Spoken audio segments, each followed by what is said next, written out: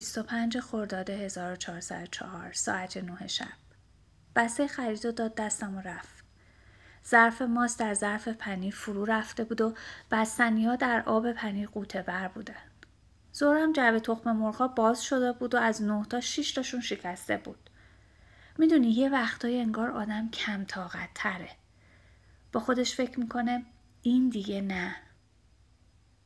پیگیری کردم و اتفاقی نیفتاد. انگار شهر همه چیش به هم ریخته. قبلا تا پیگیری میکردی برات پیامک میومد ولی حالا هیچی به هیچی. یه صدای خیلی بلند اومد. صدای فریاد مردم تو کوچه. نیاورانو زدن. اوه دودو ببین. بلند شدم آشغالا رو جمع کردم. کمی غذای از قبل مونده در یخچال بود که باید خالی میشد تا وسایل جدید جا بشه. اول میخواستم عصر آشغالا رو ببرم که برای زباله‌گردها غذا سالم‌تر باشه و شاید استفاده کنن. ولی با خودم گفتم ساغر یه دفعه یه چیزی میشه و با کلی زباله گیر میفتی تو خونه. بند کیسه رو گره زدم و رفتم سر کوچه. وقت برگشتن مدیر ساختمون سرش از پنجره تا کمر بیرون بود. دودو میبینی؟ همینجا رو زدن ها. شما برید داخل، خطرناکه. خلاصه اومدم خونه. قدمام بی رمق و نفسام بی جون. ماشین نیمه پر رو با لباسای سیاه و سفید روشن کردم. هر کس منو بشناسه میدونه که حتی رختهای سفیدم هم برای ماشین انداختن گروه سفید متفاوت دارن.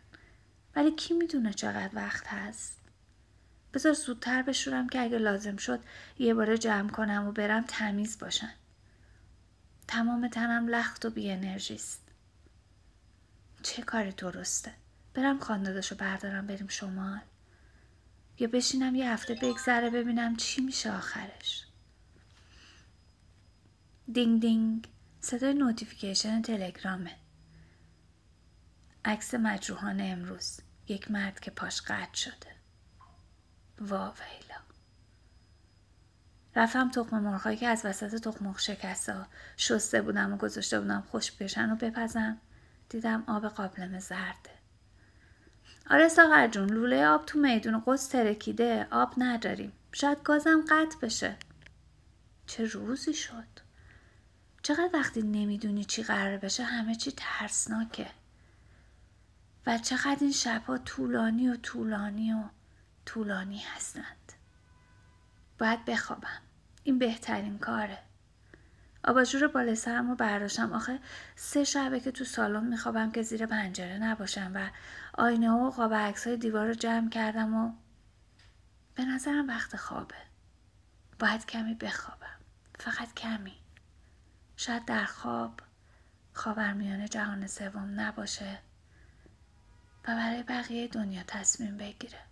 شاید در خواب همه چیز قابل کنترل کردن باشه. شاید در خواب آدم‌ها برای مهربون بودن دعوا کنن، نه قدرتمند بودن. شب بخیر ونوس الارای عزیزم. ساغر ثابت 25 خرداد 1404 جنگنامه.